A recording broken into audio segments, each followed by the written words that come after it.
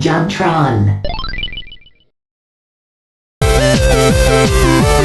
Number 10.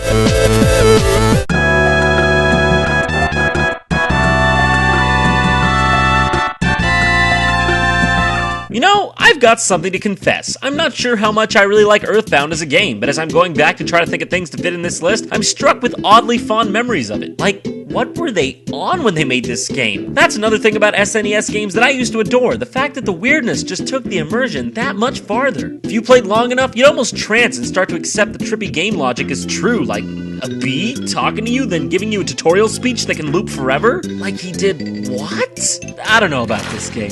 I want you all to know, I rather dislike this game as a game. I mean, nothing's more fun than watching a static blank background and pushing A, right? Nothing. But as an experience, while this game excels to Distant Nebulae and back, I really do think a game can be an experience alone sometimes if it plays its cards right. I mean, look at Heavy Rain. Jason!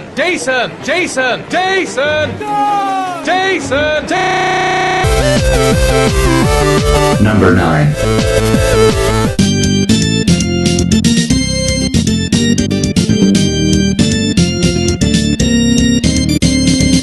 Best Castlevania theme ever! Super Castlevania 4. Yeah! But the name just begs the question, is there a regular Castlevania 4? Stupid name aside, okay, fuck it, the name's pretty sweet after all. Awesome name aside, Castlevania 4 is a game I would call the finest linear Castlevania platformer. Some may argue Devil's Castle Dracula X Rondo of Blood was, but I guess I just don't fall into that category. Epic scenery, the classic whip, those cool rainbow graphics on the bosses, music of the gods of Valhalla, sound effects that are so sharp and crisp they could rip the cuddle off a fish, and the most perfectest gameplay controls in all of the linear Castlevanias. Whoever designed Castlevania 1 through Belmont's Revenge was apparently put through a wood chipper and tossed to the bottom of the ocean, because Castlevania 4 actually had controls. Honestly, I'm surprised that a game even made it to a fourth installment without the previous games even having controls. Imagine that. Simpler times back then, I tell you. You could whip up, down, sideways, diagonal, squagonal, interdimensional, it didn't matter. Also, you had more control of your own jump, which is always a plus. I never actually played it as a kid, and even played it after such titles as Dawn of Sorrow and Symphony of the Night, and I still think it's one of the better games. Yeah, it's that good. Number 8. John, I'm surprised you picked Donkey Kong Country 3 instead of the other ones. Yeah, me too, because I didn't. It is rather inexplicable how much Donkey Kong Country means to me. When this game first came out, I think my retinas melted, because do you see these graphics? Even today, they're nothing to sneeze at. Even some games on the PlayStation 1 had pre-rendered graphics that look like shits today. I'll tell you what's special about this game to me. They really tried for a somewhat realistic feel. The next two games were more video gamey and stylized, but this one was the only one that was pure country. Temple levels were stoic and mysterious, water levels ambient and emotionally captivating, crystal cave levels just flooring, and my personal favorite, the forests. Beautifully orchestrated music alongside them, the forest levels were something to be witnessed. This is one of those times I was talking about, when you feel really removed from your own life and transplanted into another plane of existence, a place where rules and boundaries don't apply, only emotions, however irrational they may be. Maybe this is a little too deep for a game series that eventually stars Can Jam's McShitflinger, but I just know there's gotta be another soul out there who sees in this game what I see. If you're out there, my number is 1-800-REJECTION hotline. Number 7. Before Final Fantasy turned into Final Hallway, it was a franchise of valor and grace. And no SNES Final Fantasy is more deserving of that blanket statement than the masterpiece that is Final Fantasy VI, or, 3. Because I mean, whatever. America's usually 3 steps behind Japan at any point anyways.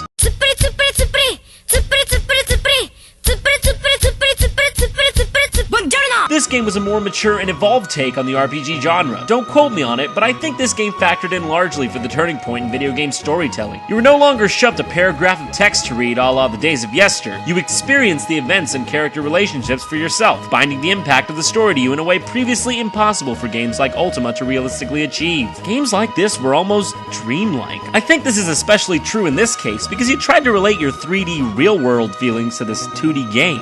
In terms of audio, there's nothing to miss. I think it's quite amazing that Nobuo Uematsu was able to create such haunting and uplifting melodies through such musical limitations. But I suppose it's not too surprising, for masterful music is masterful music, no matter which way you render it. Go ninja, go ninja, go! Go ninja, go ninja! Number 6. One day my neighbor was like, "Do you want to play a game I have called Zombies Ate My Neighbors?" To which I replied, "What are you trying to make me look like a fool in front of my family and friends? Ain't nobody named that game something stupid like that." To which he replied, "Holy fucking shit." The name Zombies Ate My Neighbors is an obvious preliminary draw just for curiosity's sake, but I'd never have imagined that such a peculiarly named cartridge would end up being pretty much the best multiplayer experience on the Super Nintendo. Man, this game was hard, but in a good way. And honestly, it still challenges me every time I pick it up to play nowadays. What a crazy-ass game. You used everything as a weapon against the undead horde. Popsicles, soda cans, and another cool thing is that it was both co-op and competitive at the same time, and also made you want to kill whatever friend you were playing with. It benefited both of you to keep each other alive, but that said, there was no incentive to keep you from hoarding all the items to yourself. Yeah, that works out great. Before you know it, you're planning out each other's assassinations. But in the end, after Brad Pitt comes back to life, you realize that it was all in good fun, and the spirit of the game is really where it's at. Until you guys pop in Legend of Zelda 4 Swords and start playing that together.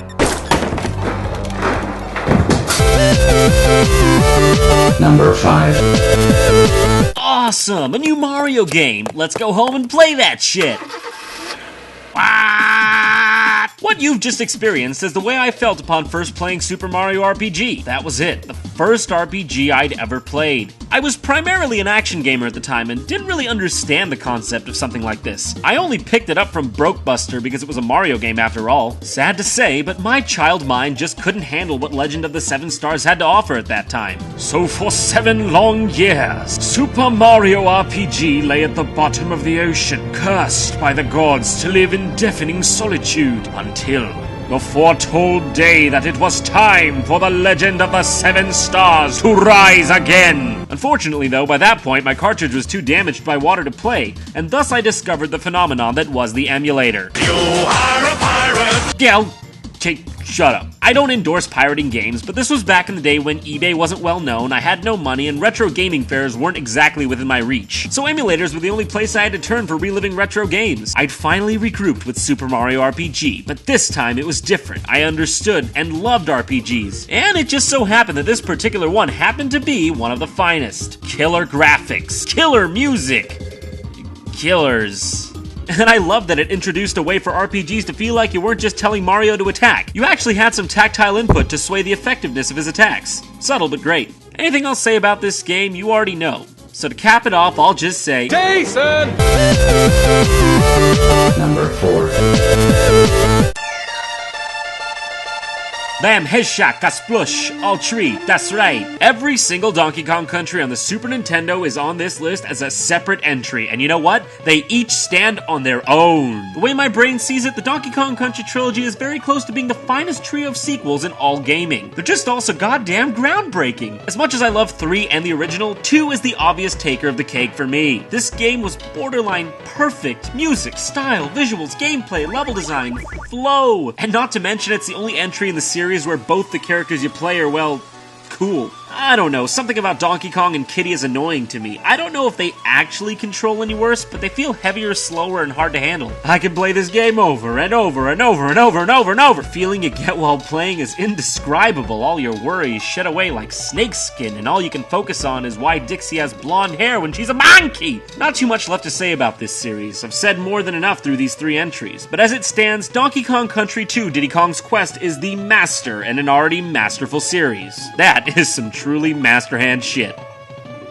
Master. Number 3.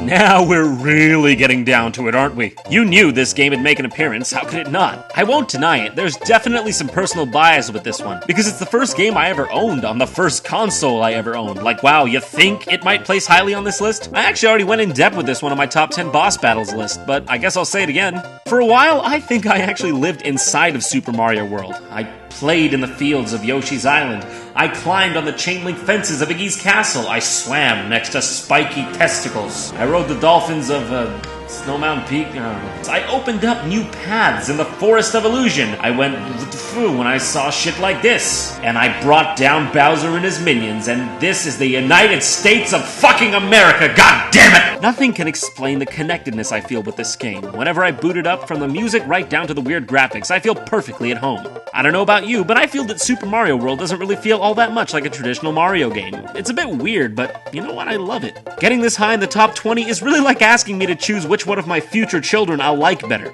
I just can't do it. This game is golden. Number 2.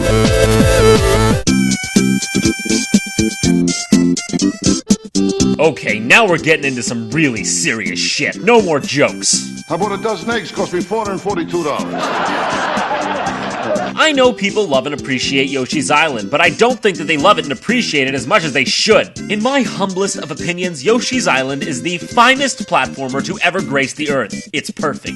100% perfect. Even Super Mario World's got some flaws here and there, but Yoshi's Island is 10 out of 10. Why, you ask? Well, let me lay it on you. Each level had something unique and different. The controls were so perfect and fluid that I have not played a game to this date that would give me the same feeling of control and exhilaration. The mechanics were beautifully crafted. The jump is multi-dimensional in design. You can jump normally, but then float to bring yourself some extra accuracy. The tongue is perfectly integrated into the game, bringing an entire new level of depth that couldn't be achieved with Mario's non-reaching abilities. Keeping all that in mind, the level design is also perfect and wonderfully varied. Never once does this game feel like it's getting repetitive. The music is godlike, the visuals are breathtaking, the sounds perfectly describe the actions in the environment. There's a shit ton of levels. Super Mario World 2 Yoshi's Island is the Mozart of technological and spiritual advancement in the early video game industry. The Beethoven, the Da Vinci. It's Yoshi's Island, motherfucker!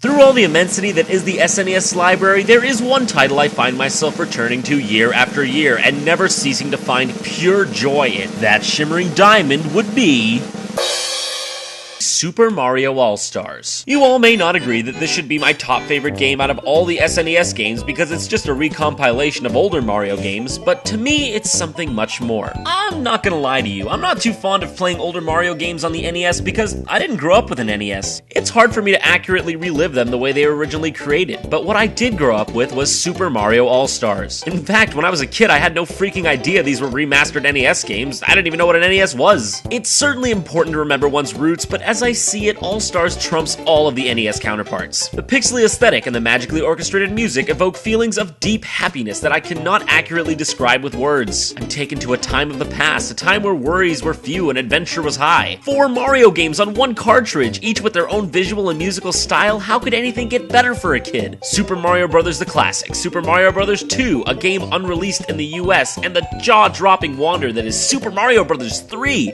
And you know what? If this game were simply just Super Mario Bros. 3, I think I would still love it just as much. This revolutionary third installment of the Mario series is what I might call the best Mario game ever made. And I'm sure I don't need to explain the reasons why.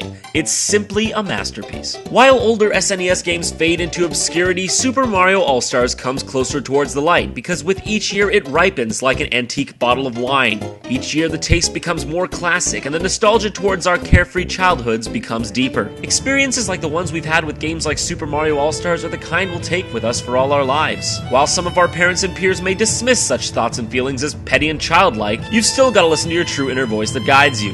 You only know what you feel, and I for one feel that these video games have defined me. They've revealed to me that you don't have to think inside the box if you don't want to. In the realm of your hopes and dreams, the impossible can be achieved. While the mundanity of life drones on, you can always find solace and adventure inside a virtual world, and really, who's to say what's real and what's not? All of these games now are but distant memories of freeze frames in time and space that we have the choice and power to relive with the flip of a switch. It's simply human nature to try to make sense of things by whipping up a trivial list in the order of which our favorites fall, but really, how can you rate such things? For these games are significant to us for differing reasons. A game that may be unappealing to one person may hold a plethora of meaning to another. It may be easy to lose sight of why we really love video games, but just remember, at the end of the day when you're powering down that PlayStation 3 console, that it wasn't always about how many gigabytes of RAM you had. It was about the adventure. Thanks for watching JonTron's Top 20 SNES Games. See you next time.